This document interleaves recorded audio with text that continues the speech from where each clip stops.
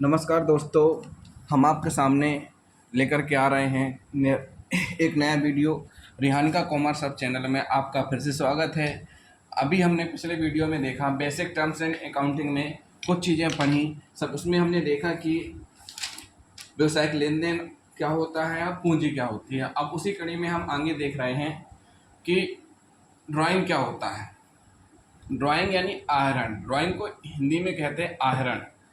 आहरण को और हिंदी में सरल करें तो उसको कहते हैं निजी व्यय।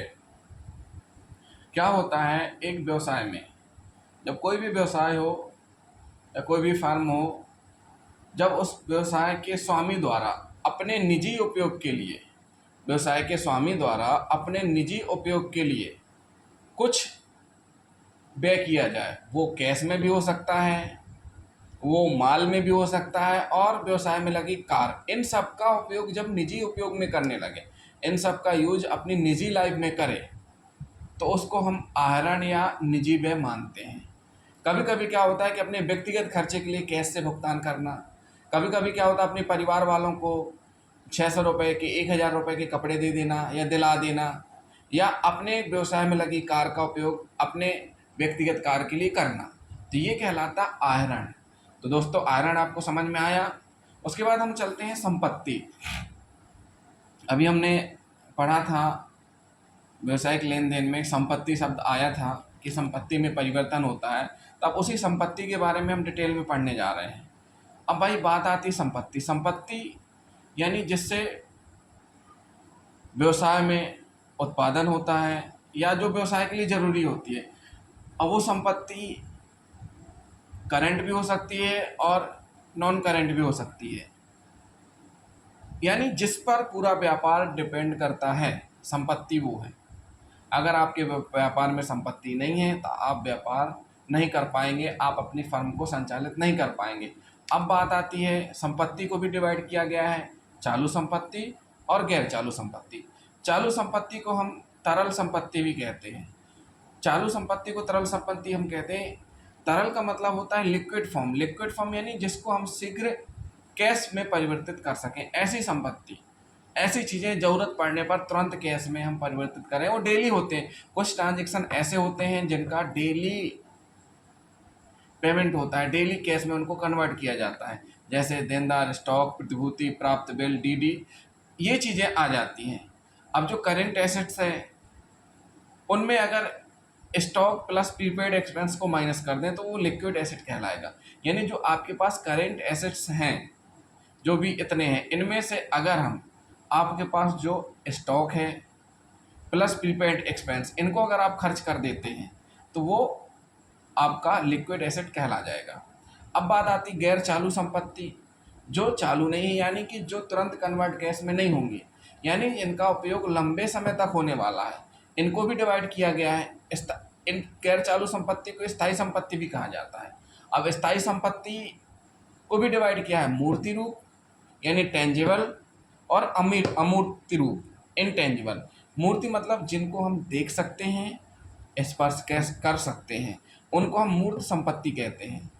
यानी कह सकते हैं स्थायी संपत्ति ऐसी संपत्ति होती है जिनका व्यवसाय में माल उत्पादन सेवा प्रदान करने के लिए प्रयोग किया जाता है। अब इसी में जो मूर्त संपत्ति है, इनको हम टच कर सकते हैं, देख सकते हैं। जैसे किसी व्यवसाय में भवन के बिना व्यवसाय होगा ही नहीं। भूमि भी होगी, प्लांट भी लगा होगा, फर्नीचर भी होगा। तो ये सारी चीज़ें क्या है जिनको हम स्पर्श कर सकते हैं स्थायी रूप में, इनको स्थायी संपत्ति माना गया। इन्हीं में से 6 संपत्तियाँ, 6 यानी जो नष्ट हो चुकी हैं, जिनका जो समाप्त हो गई हैं, मतलब व्यवसाय में उपयोग होने के बाद एक समय बाद खत्म हो जाती हैं, उनको 6 संपत्तियाँ कहते हैं। उनको भी स्थायी संपत्ति के अंतर्गत माना गया। अब भाई 6 संपत्ति ऐसी कौन सी 6 संपत्ति हैं, उनके उदाहरण के रूप में दे सकते हैं। तेल के कुएँ, कोयले की खदानें।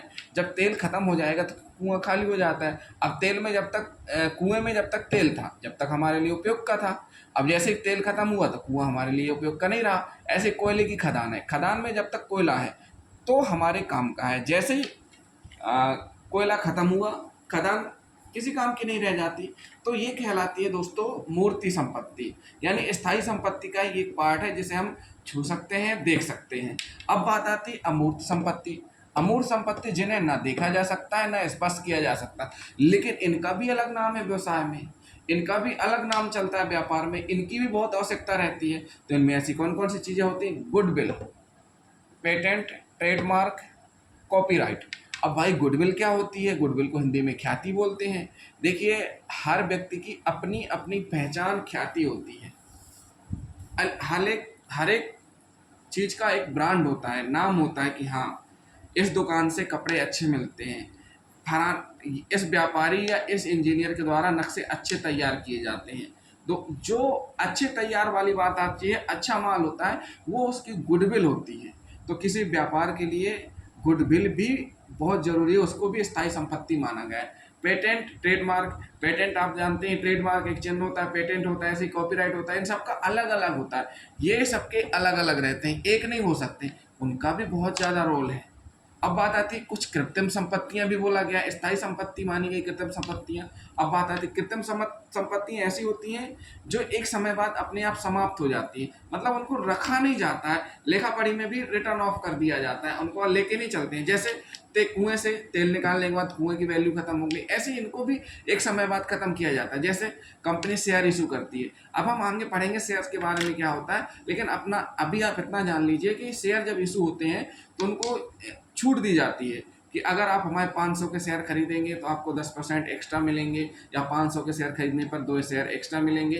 तो ये जो छूट रहती है वो कृत्रिम संपत्ति कहलाती है। या व्यवसाय स्टार्ट करने में जो खर्चे आते हैं, होर्डिंग लगाना, एड करना, कभी कभी देखा होगा कि एक रिक्शे में या एक 4 व्हीलर में, एक 2 व्हीलर में एक माइक लगा कर अनाउंस करते हैं कि यहाँ व्यापार ये चल रहा है, ये ऐसी ऐसी चीज़ें हम दे रहे हैं, तो उस पर भी ये खर्चे होते हैं, तो उसको प्रारंभिक व्यय कहते हैं। तो दोस्तों, ये हुआ हमारा ड्राइंग और संपत्ति। ये केवल अभी स्टार्टिंग है, अभी ऐसे बहुत से टर्म्स हैं जिनको हमें पढ़ना है, समझना है। तो दोस्तों, हमारा संपत्ति और ड्राइंग का ये वीडियो कैसा लगा? अगर पसंद आया है तो लाइक करें, हमारे चैनल को सब्सक्राइब करें और शेयर करें। Thank you.